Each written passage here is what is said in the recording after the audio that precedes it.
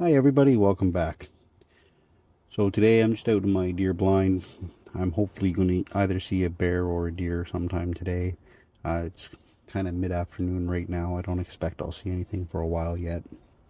I've been out here fairly often, but the deer are a little more active and the bear is a little more active as well towards the end of the day. So right now I do have my Bear Infinite Edge bow with me so that I can kind of catch anything that comes along. I also have my get home bag with me. I made a few updates from the last video that we did, so I just wanted to go through some of these updates and changes with you. The very first thing that I changed would have been my actual backpack. So I got a sling backpack. It has two small pockets on the front and then a smaller pocket on either side. These smaller pockets on the side, they're only big enough to carry a store-bought water bottle, and then it has one main compartment in there. And then for the sling bag, we have a pocket on the very front, and we also have the ability to snap it so it's snapped in 3 different directions there as well. And then on the back side, we have a giant zipper area. So inside that giant zipper area, it is a padded area. Now, I've been using this backpack for about 3 months now. It is showing a little bit of wear just along the bottom. I'm not sure how well you can see that inside the blind, but there is a little bit of wear on that on the bottom. The first pouch I have in here is going to be this Max Exhibition pouch. So inside the Max Exhibition pouch, I'm going to have a roll of duct tape just wrapped around a old plastic card. I'm also going to have a Silcock key, and what a Silcock key is, it allows you to turn faucets on if you don't know what it is. So if there's outside faucets that you're not able to turn on, that you need that wrench to turn on, it'll give you that ability to turn those on really quickly and then turn them off when you're done. The next item I'm going to have here is going to be a small lock pick set. So with this lock pick set, all you need to do is just pull up right in the middle. So with the lock pick set, just stick your fingernail under, lift that end out, and give it a little tug. Now with this tension tool, I do find this tension tool is really thick. It'll be great for like a master lock or something like that, but a lot of locks I find this tension tool is really too thick for, so it's a good idea to carry another tension tool that's a little bit thinner with you as well. To open the lock pins up, just undo your screw here. Once you've undone that, you'll see that we have a couple of different rakes and a couple of different picks there as well. So just select the rake or the pick that you want to use.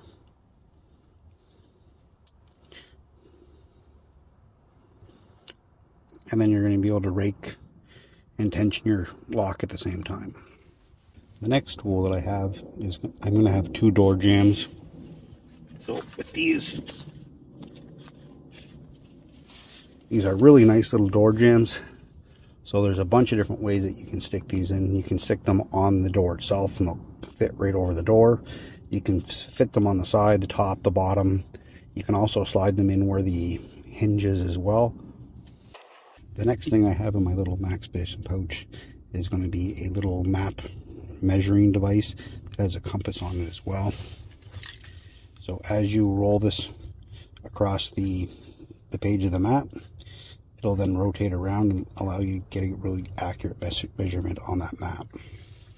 I'm then going to have 2 fishing yo-yos, and what a fishing yo-yo is, it's basically a fish trap they're really quick and easy to set.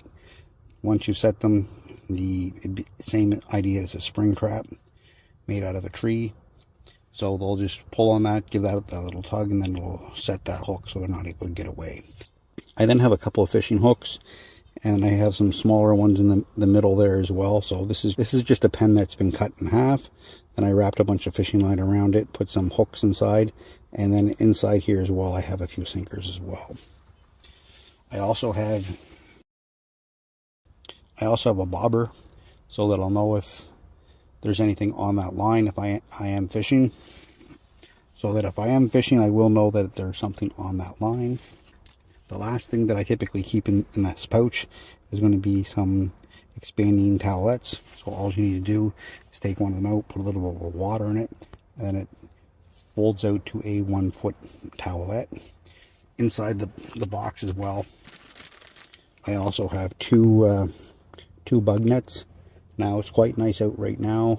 All the bugs are pretty much done that are biting bugs for my area for the season. I'm going to have a small little pouch. Inside that pouch, I'm going to have a windscreen for my stove. I'm also going to have a small piece of leather just so that I can pick up anything that's hot. I also have a couple of little pieces of metal that I can put on top of the stove as well, just to make that surface area that we have to set on stuff, to set the pots and things like that on top, just to make that a little bit bigger. What I have is I'm going to have a Alpine Mexican style beef bowl, so that I just have that ability to get that quick little bit of energy, which might be all I need to get home. I'm also going to have an emergency belt. So the belt that I have here is going to be a brand new one. I always have a belt on just because my body shape doesn't allow me to not have pants on and not have a belt. But in case my belt becomes broken, or I have a different belt on that's a ratcheting belt and that becomes damaged or something, I then have that ability to change my belt and keep my pants up, along with any tools that I have on my belt as well. The next thing that I'll have is going to just be a small handsaw. So inside with the mossy oak saw, to put it down, the blade out, just push on the green lever here, and then it's just going to put a little metal bar inside that little notch.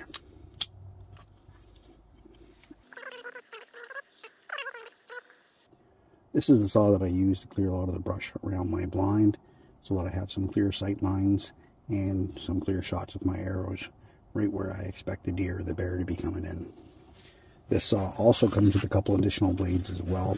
It's really quick to change those blades out. So there's going to be a really fine tooth metal blade, and then a saw blade for drier wood as well. So the blade that I have on there right now is going to be for a wet wood.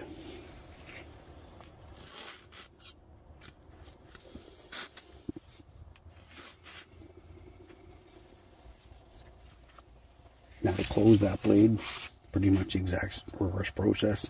So I just push down on the button. So to close the blade, exact reverse process. So push down on the button, squeeze it in.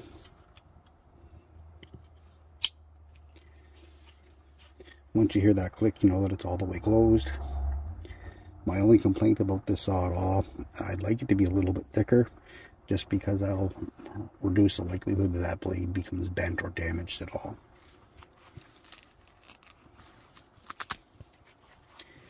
I find when you're putting that away, you want to make sure that this side is facing out. It just makes it a little easier to get it in out of the bag.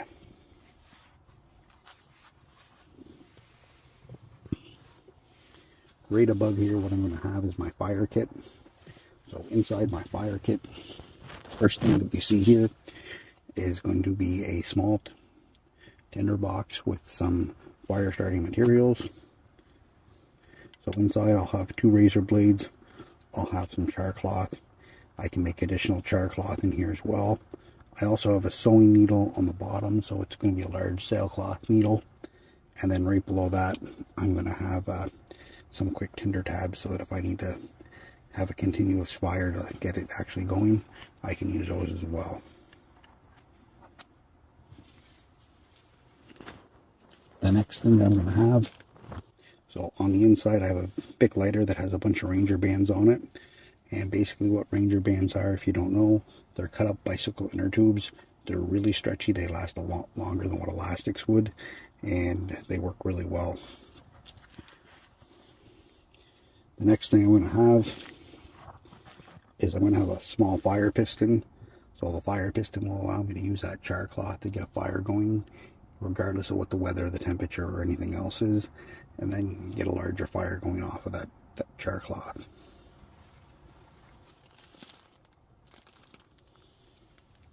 The other thing I'm going to have inside that pouch is going to be, it's basically jute twine that's impregnated with wax, and it's running through a little tube. You can light that on fire. Then once you're done getting your fire going, you can pull it back through that tube and it's going to put that out. So the next thing I'm going to have is going to be a very old Swiss Army knife. The nice thing about this Swiss Army knife is it also has a magnifying glass on it. The glass is strong enough to start a fire with as well. So as long as it's sunny out, I'm still going to have that ability to get a fire going as well.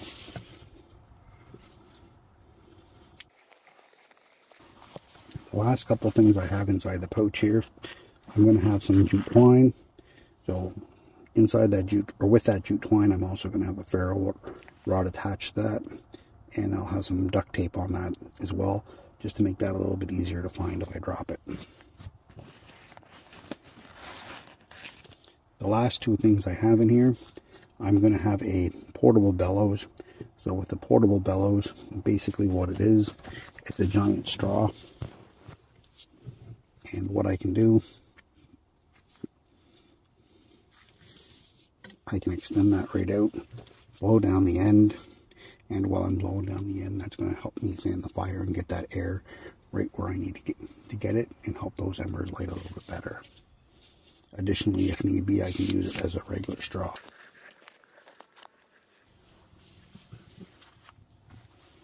On the outside of my pouch, I have here is a magnesium block, and on that magnesium block as well, it's going to have a small little ferro. The last thing I have in the pouch is going to be another Bic lighter, and same idea. I got a couple of Ranger bands on that lighter. The Ranger bands are around it so that the button can't accidentally get pushed. Those Ranger bands can also be lit on fire as well to help extend that flame. And so the next thing that I have a multi-fuel stove here. So with this multi-fuel stove, what I can do is there's different types of canisters I can hook up onto the end here. I also have an adapter kit right here. So inside my adapter kit, this will allow me to use a butane canister. This one's going to allow me to use a 1 pound propane tank. And then this is a fill valve.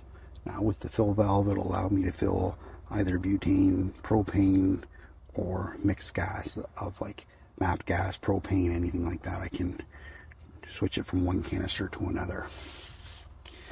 And in the top of this, what I also have is a couple of straws. And what I've done with these straws, I filled them up with cotton balls that are all covered in Vaseline.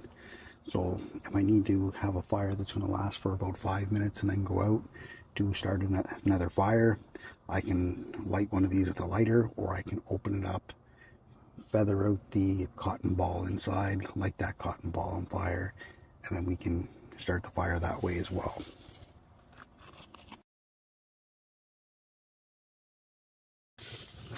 The next thing I'm going to have is I have a small little tool here. So what this tool is going to allow me to do, it's going to allow me to do any adjustments or repairs on the stove itself. It'll also allow me, if I pull the centerpiece out,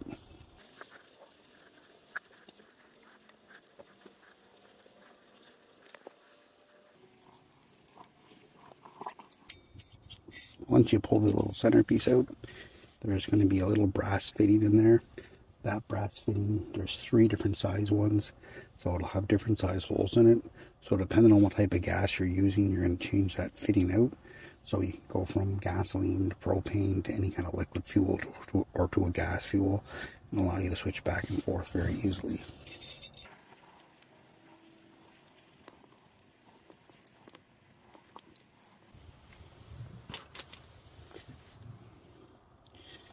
So to change that insert, all you're going to do is use the large key on it, slide that in. If that hole ever becomes plugged for any reason, there's also a very small little tool, and basically just a piece of wire on here that allow you to poke that through that hole and clear that hole out as well. the last thing that comes with this stove is going to be a small pump.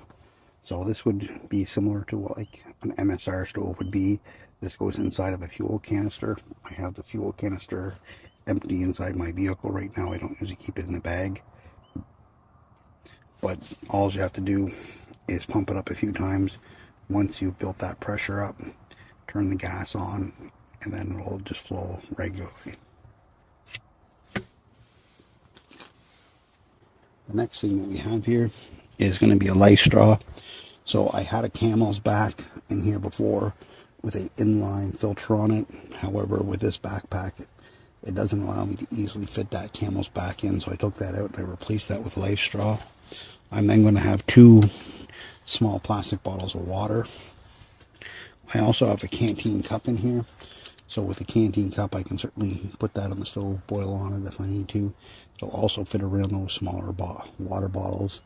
Inside here, I'm going to have a set of gaiters. If you don't know what gaiters are, they basically unwrap.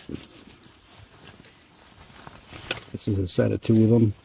And what they'll do is they button and zipper around your pant legs, so that from your top of your shoes to about your knees, or about the bottom of your shoes to your knees, are going to be able to stay dry. Next, what I'm going to have is I'm going to have a pot and pan set. So I'm going to have a frying pan and a pot, and I'm going to have a lid for that pot. Inside the can as well, I'm going to have a bottle of Dawn dish soap. I've just transferred that to a smaller bottle. And then I'm going to have a small canister of jet boil gas as well. This is the smaller of the 2 size. I'd have another video as well on this stove using different types of gases with it. I did melt my windscreen with that, so just be sure if you're using a windscreen with that you do keep the temperature in mind. Don't turn that all the way up to boil it as fast as you can. I'm then going to have a multi-tool.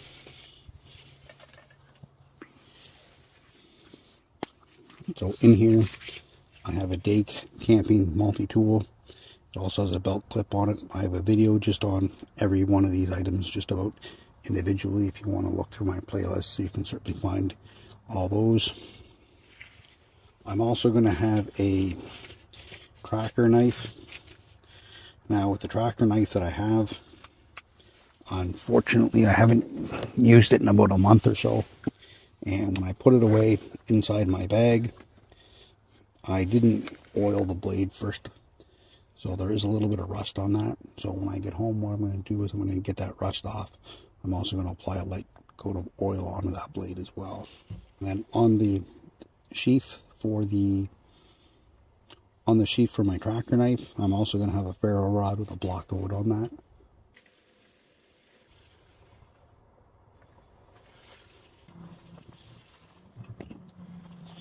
Is going to be a roll of bank line. Now with bank line, making knots with this is really nice. What happens is because it's covered in tar, whenever you make a knot in it, it wants to lock that knot in, and it's really hard to get those knots out. And those knots lock in really nicely, and depending on how hard you tighten, they're still certainly able to be taken out. It's a much smaller roll than what you'd get for the same length of rope for something like a paracord. And this also has multiple strands in it as well. So if you fray the end a little bit, what you can do is separate it into 3 separate strands. And then each one of these strands as well can be broken down a little bit more as well. So I don't know how well you can see. There. So you can see I separated out one of those 3 strands.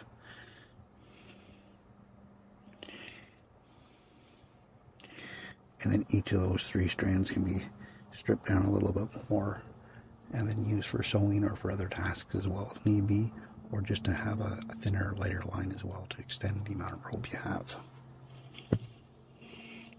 The next thing I'm going to have in my kit is going to be a small first aid kit. This isn't really intended for anything major at all. It's mostly bandages, band-aids, a few wipes, things along that line. It's a relatively small first aid kit. It's not intended to look after anything major for the most part. And the kit's just intended to be a small, easy to use, quick to use first aid kit. Inside here I have a tube of lip gloss as well. So lip gloss can be used for lots of different things. Obviously for your lips. It can also be used to help start a fire or extend a fire as well. It could also be used in a pinch for putting on my bowstring if I needed to use it for that as well, just to help prolong the life of my bowstring. Now I have some actual wax that comes in the same style of container, in basically a lip balm container.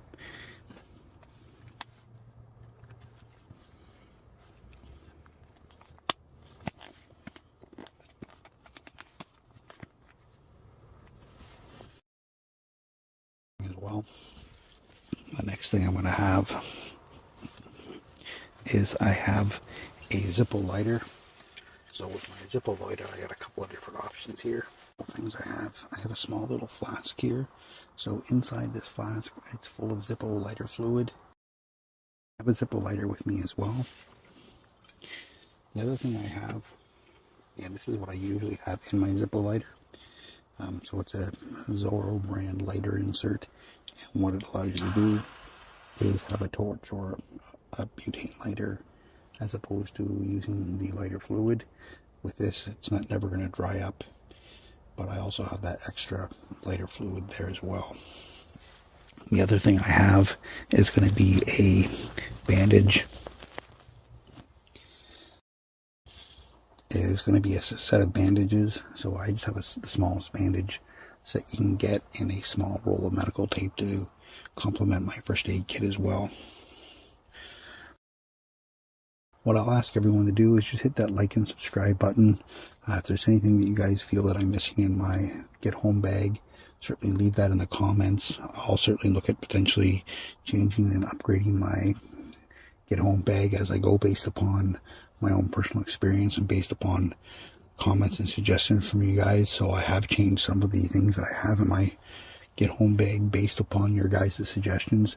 So please provide those suggestions, and I'm more than happy to look at changing what I have in here and updating my kit. Thank you guys very much, and have a good day.